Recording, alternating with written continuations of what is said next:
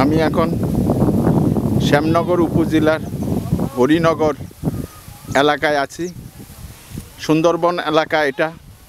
এখানে প্রচুর ধানের চাষ হয়েছে এবং কৃষকরা এখন ধান কেটে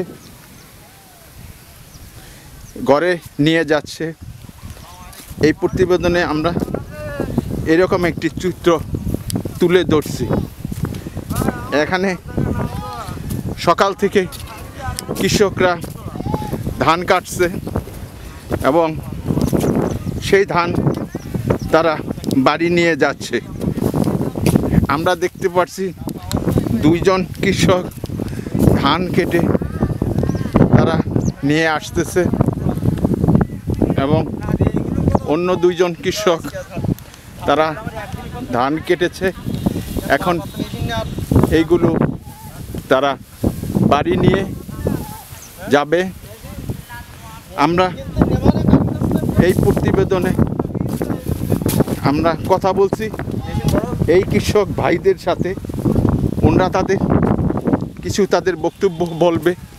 এখন তো ধান কাটার মৌসুম, তাহলে আপনারা সকালে ধান কাটেন এবং এগুলো নিয়ে বাড়ি যেয়ে করেন।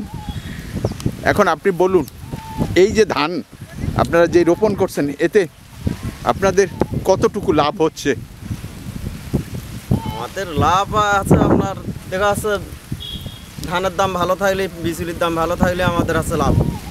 কিন্তু বিচুলির দাম আছে, ধানের দাম যদি কম হয় তাহলে তো আমাদের লস হয়ে যায়। কেননা আপনার সার, বিষ, কীটনাশক সব জিনিসের দাম বেশি। সরকারের কাছে আপনাদের কোনো আবেদন আছে কি না? সরকারের কাছে আবেদন হলো আছে সরকার জিনিসপত্রের দাম কমালি, কীটনাশক বা হচ্ছে সারের দাম কমালি, বিষের দাম কমালি, আমরা আছে কৃষকটা ভালো থাকবে। আমরা আশা করি সরকার এই কৃষকের যে দাবি সেটা ব্যবস্থা গ্রহণ করবেন এবং ধানে আমাদের স্বয়ংসম্পূর্ণতা লাভ করবে এবং এই অঞ্চল ধানের উৎপাদন বৃদ্ধি পাবে।